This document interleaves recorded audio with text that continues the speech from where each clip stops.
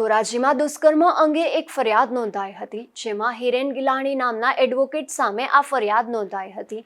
ત્યારે આ case sessions કોર્ટમાં ચાલી જતા પરિણીતા દુષ્કર્મ કેસમાં પુરાવાના અભાવે કોર્ટે આરોપીને નિર્દોષ જાહેર કર્યા છે।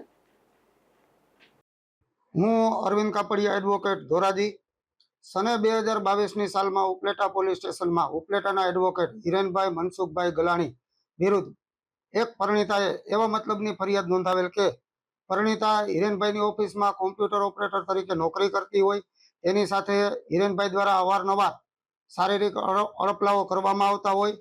એક વખત આરોપી દ્વારા પરિણીતાને તેના ઘરે તેડવા માટે ગયેલ હોય, તે દરમિયાન પરિણીતાને શંકા ગયેલ કે આરોપી તેની સાથે શારીરિક અડપલા ઘરે આવશે ત્યારે કરશે, જેથી પોતાના ઘરના માળિયામાં વિડીયો રેકોર્ડિંગ ચાલુ રાખી અને મોબાઈલ સંતાડી દીધેલ અને મોબાઈલમાં રેકોર્ડિંગ કરેલ।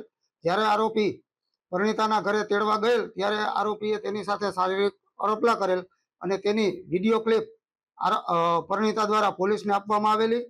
ત્યારબાદ પરિણીતા ઓફિસે બપોરના સમયે એકલી હોય, તે દરમિયાન જમવા બેઠી હોય ત્યારે આરોપી દ્વારા પાછળથી બાથ ભરી આરોપીની મરજી વિરુદ્ધ પરિણીતા સાથે બળજબરીપૂર્વક શરીર સંબંધ બાંધી દુષ્કર્મ આચરવામાં આવેલું। આ સંબંધેની ફરિયાદ પરિણીતા દ્વારા નોંધવામાં આવેલ।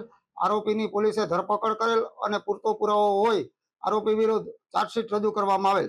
આ કેસ નામદાર ધોરાજી સેશન્સ કોર્ટમાં ચાલી જતા આરોપીના બચાવમાં અમારા દ્વારા ફરિયાદ પક્ષના તમામ સાક્ષી સાહેબોની વિસ્તૃત ઉલટ તપાસ લેવામાં આવેલ। FSL અધિકારી તથા પોલીસ અધિકારી તેમજ ડોક્ટરશ્રીઓને પણ ઉલટ તપાસ લેવામાં આવેલ અને ઉચ્ચ અદાલતોના સિદ્ધાંતો ટાંકી નામદાર કોર્ટમાં અમારા દ્વારા આરોપીના બચાવમાં દલીલ કરવામાં આવતા અમારી દલીલ સાથે સહમત થઈ નામદાર સેશન કોર્ટના જજ સાહેબ શ્રી AM શેખ દ્વારા આરોપી એડવોકેટ હિરેનભાઈ મનસુખભાઈ ગલાણીને નિર્દોષ ઠરાવી છોડી મૂકતો હુકમ કરવામાં આવેલ।